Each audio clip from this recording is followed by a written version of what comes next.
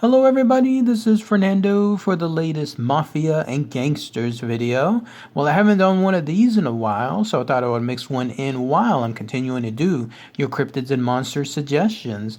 This one has to do with a fascinating entry, a link to a video that I had done about 4 years ago about a very notorious, very violent, very murder spree gangster known as Mad Sam DeStefano. I'm going to include the link for it below in case you haven't seen that video. It's one of my more popular and viewed videos within my Mafia and Gangster series. Well, in this case, this video has to do with one of his brothers. As it turns out, Mad Sam DeStefano had a brother, and they ended up working together in so many illegal activities there in Chicago. And while this brother wasn't necessarily as violent or as wild and crazy as Mad Sam DeStefano, still though, this guy was definitely up there when it came to his illegal activities. But it has to do with this. You're looking at a picture of him now. You can clearly see that he's obviously like the more cooler headed one of the two brothers. His name is Mario Anthony DeStefano.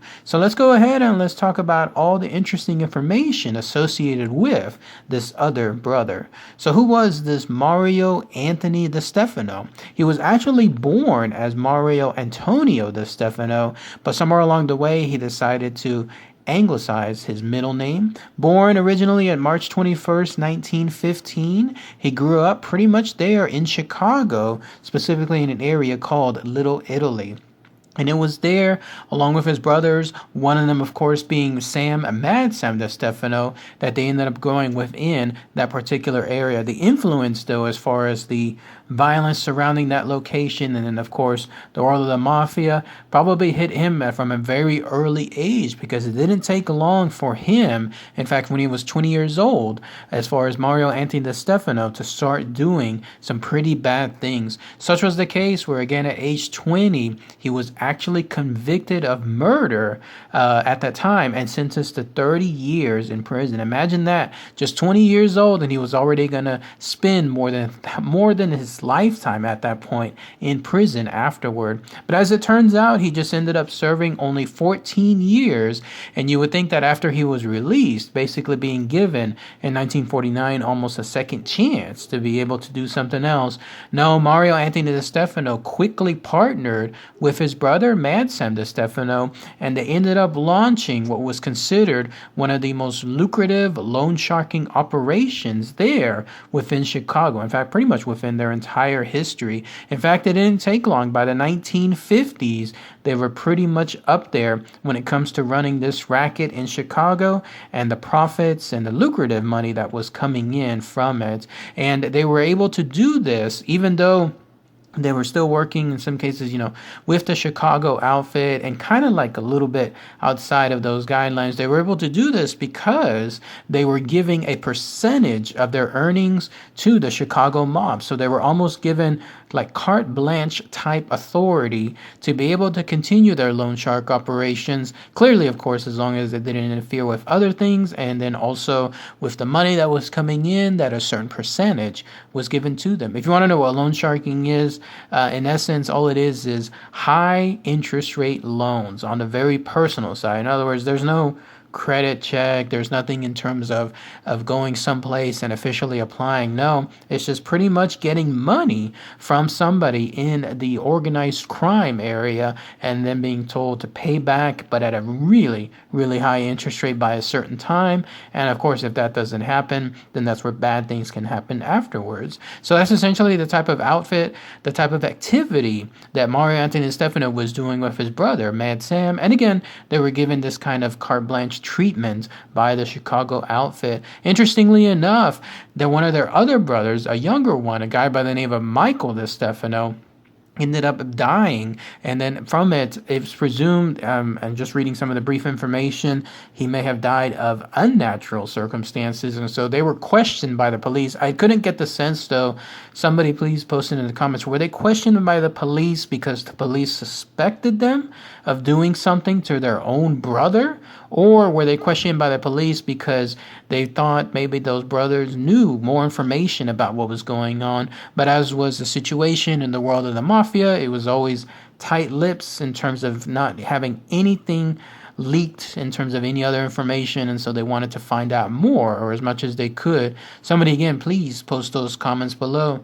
But again, stuff turned out to be pretty lucrative for them. In fact, this guy, Mario Anthony DeStefano, was able to do a good relationship along with his brother with the outfit leader, Paul the Waiter Richa, and they were able to, again, do some things there as far as continuing with their private operations, their loan sharking, and then also their racketeering and then other forms of illegal activity. As it turns out, though, you would have to go into the 70s. That's where things were kind of getting into a downward spiral. Another interesting link that the DeStefanos were partners of some sort with Tony the Ant Spilotro. Of course, you know him from the movie Casino, infamously played by Joe Pesci there.